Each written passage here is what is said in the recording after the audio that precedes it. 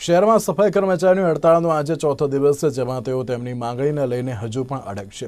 Bodakdev corporation ward ઓફિસમાં સફાઈ કામદારે આત્મહત્યા કરી હતી, તેની ફરિયાદ લેવામાં અને તેની સાથે તેમને વારસાઈનો લાભ આપવામાં આવે તેના માટે જ્યાં સુધી તેમની માંગણી નહીં સંતોષાય ત્યાં સુધી આ હડતાળ યથાવત રાખશે તેવું તેમના દ્વારા જણાવવામાં આવ્યું હતું। આ દરમિયાન અહીં લગભગ 200 થી 300 લોકો એકત્ર થઈને વોર્ડ ઓફિસની બહાર બેઠા હતા અને તેઓએ જણાવ્યું હતું કે અમે પણ ખેડૂત આંદોલનની જેમ અહીંયા ખાવા પીવાની વ્યવસ્થા સાથે જો માંગણી નહીં સ્વીકારવામાં આવે તો આવનારા દિવસોમાં ઉગ્ર આંદોલન કરવાની પણ તેમના દ્વારા ચીમકી ઉચ્ચારવામાં આવી હતી। બોડકદેવ વિસ્તારમાં જે આત્મહત્યાનો બનાવ બન્યો હતો, જે સફાઈ કામદાર છે તેને વોર્ડ ઓફિસ બહાર આત્મહત્યા કરી હતી। મહત્વની વાત છે કે તેને લઈને આંદોલન ચાલી રહ્યું છે। આજે હડતાલનો ચોથો દિવસ છે। અહીંયા સફાઈ કામદારો જે કહી શકાય કે બોડકદેવ વોર્ડ ઓફિસની બહાર એકઠા થયા છે।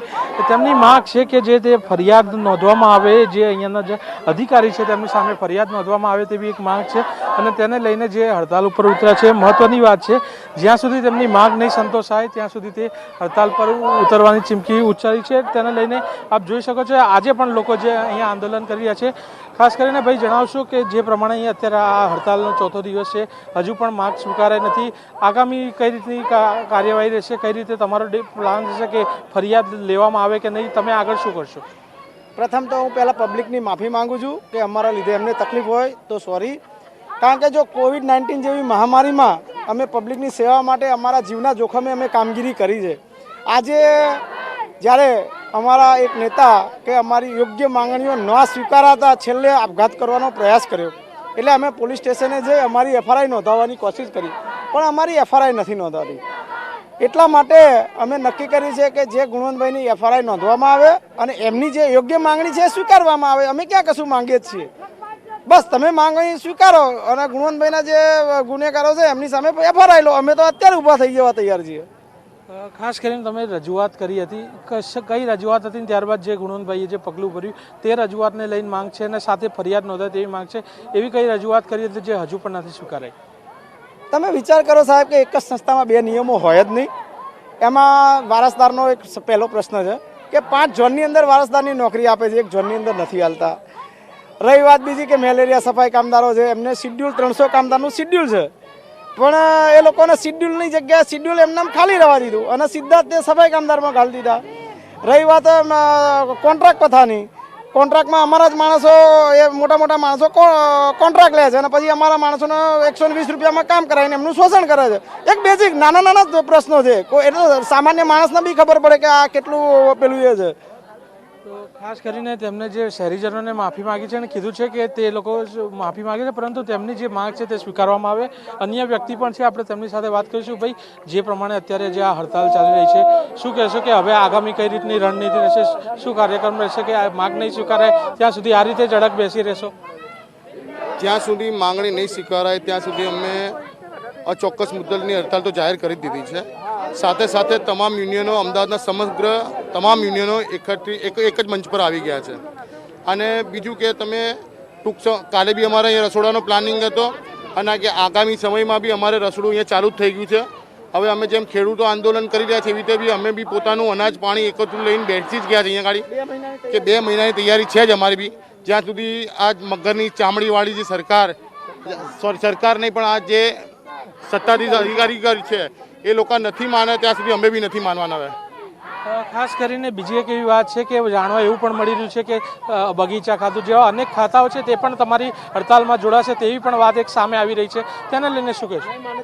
નહીં માને તો જે બગીચા ખાતું છે, એમટીએસ ખાતું છે, પાણી ખાતું છે, બીજા એવા મેનોલ ખાતા છે, જે મોટી ગટર લાઈનો છે, એવા બધા ખાતા બધા બી અમારી સાથે જોડાવાની તૈયારીમાં જ છે। ખાસ કરીને જે પ્રમાણે અમને જણાવ્યું કે જે તમારી તૈયારી છે, જે પ્રમાણે અહીંયા લોકો બેઠા છે, જમવા પીવાની તમામ વ્યવસ્થા કરવામાં આવશે, પણ માંગ માટે રજૂઆત તમે ક્યાં ક્યાં કરી છે તે જણાવી શકશો કે આગળ કોઈને રજૂઆત કરી હોય? અત્યારે અહીંયા માંગણી નહીં સ્વીકારાય પણ મ્યુનિસિપલ કમિશનર કે કોઈને રજૂઆત કરી હોય? છેલ્લા 2-2.5 વર્ષથી કમિશનરને બી જાણ છે આ વસ્તુ માંગણીની, નીચેના તમામ અધિકારીઓને બી જાણ છે, પણ અમારી કોઈ એક માંગણી આ લોકો સ્વીકારવા તૈયાર નથી થયા। એ માંગણીની તો વાત કરીએ, પરંતુ જે અત્યારે ફરિયાદ નોંધવાની વાત છે કે તે માંગણીને લઈને તમે ફરિયાદ નોંધવા માટે પોલીસ પાસે ગયા હોય કે કમિશનર પાસે ગયા હોય તો ત્યાંથી કંઈ જવાબ મળ્યો છે કે કંઈ? નથી, આજ સુધી કોઈ જવાબ નહીં ને નથી અમારી એફઆર બી ફાડતા। તો ખાસ કરીને તેમને જણાવ્યું કે હજુ પણ તેમને કોઈ ચોક્કસ જવાબ નથી મળી રહ્યો. અહીંયા અન્ય વ્યક્તિઓ પણ છે, તેમની સાથે આપણે વાતચીત કરવાનો પ્રયત્ન કરીશું. ભાઈ, જે રજૂઆત કરી છે, જે પોલીસને પણ તમે 2 દિવસ અગાઉ રજૂઆત કરી હતી, ત્યાંથી કંઈ જવાબ મળ્યો છે? પોલીસે શું કીધું છે? ફરિયાદ નોંધશે કે કેમ? જો અમારા જે સંગઠન જે અન્ય યુનિયનો, અમારું અમદાવાદ મ્યુનિસિપલ નોકર મંડળ, તમામ યુનિયનો ભેગા થઈ આ લડતની અંદર સાથે સામેલ છે. બીજું કે જ્યારે આ બનાવ બન્યો ત્યારે પોલીસ કમિશનર સુધી પણ વાત કરી અને ત્યાં ફરિયાદ નોંધવા ગયા, પછી સીપી ઓફિસે ગયા, પણ ઉપલા અધિકારીના કંઈક દબાણથી લઈને આ લોકો ફરિયાદ લેતા નથી અને એ એમની મનસ્વી કરી રહ્યા છે. આજે સફાઈ કામદારના જીવનું આ લોકોને કંઈ પડી જ નથી, આલા અધિકારીઓને. અને જે ખોટી રીતે અમે કનડગત થઈ રહ્યા છે છેલ્લા 5 વર્ષથી, સફાઈ કામદારોનો જે મેઇન મુદ્દો જે છે એની રજૂઆત કરવા ગયા વારસદારને અને કોન્ટ્રાક્ટ પ્રથા બંધ કરવા માટેની, પણ આ કમિશનર સાહેબ અને જે બીજા આલા અધિકારી જે છે એ સમજી વિચારીને આનો નિર્ણય વહેલી તકે લાવે તો જે આ આંદોલન છે એ સમેટાઈ જાય. કારણ કે અમારો મૂળ પ્રશ્ન શિડ્યુલ ઓપન કરો ને વારસદારને લાભ આપો બધાને. કારણ કે જે અમદાવાદના 15,000 કર્મચારીને વારસદારનો લાભ મળે છે અને 1/4/18થી જે કર્મચારી કાયમ થયા, 1/4/18થી 6,000 કર્મચારી, એમાં 3,000 કર્મચારી એવા છે સફાઈ કામદારો, એનો આ લાભ નથી મળતો, જે બિલકુલ ગેરવ્યાજબી અને ગેરવર્તણૂક છે. આ મહામારીની અંદર સફાઈ કામદારો પોતાના જીવને પરિવાર કર્યા વગર સફાઈની કામગીરી કરી રહ્યા છે, તો એમના પણ પરિવાર છે. આજે ઘણા સફાઈ કર્મચારી અમારા મરી ગયા છે કોરોનામાં, તો એમને પણ કોઈ સહાય હજુ મળી નથી. એની અંદર પણ એ લોકો અલ્લા ટલ્લા કરી રહ્યા છે.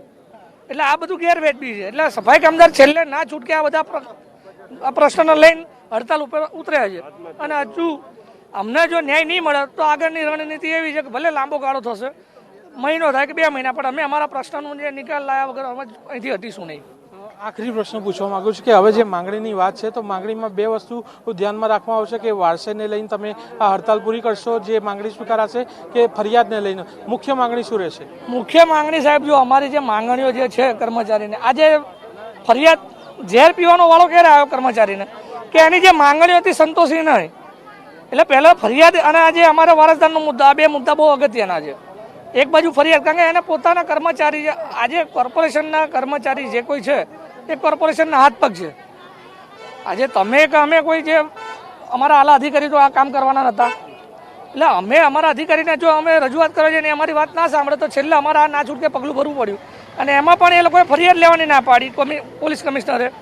એટલા માટે થઈને અમારી પહેલી પ્રાયોરિટી વારસદારનો લાભ અને આ ફરિયાદ બંનેની રહેશે. એટલે આ 2 જે માંગણી સ્વીકારાશે તો જ આ હડતાલ સમેટાશે તેવું આપ જણાવી રહ્યા છો. મહત્વની વાત છે કે જે આ બંને માંગણીઓ ઉપર જે અડગ રહ્યા છે, લગભગ 4થો દિવસ છે, અને સાથે તેમને એક સારી વાત પણ કરી છે, શહેરીજનોને માફી પણ માગી છે. તે લોકો કોરોના કાળમાં તેમને સેવા પણ આપી છે તેવું પણ જણાવ્યું. એટલે મહત્વની વાત છે કે તેમની માંગણી એક જ છે કે સરકાર તેમની વાત સાંભળે અને વાત સાંભળીને યોગ્ય નિર્ણય લે તો આ હડતાલ છે તે જલ્દીથી સમેટાઈ જાય. કેમેરા પર્સન ચંદ્રકાંત વોરા સાથે અદિત પટેલ, અમદાવાદ.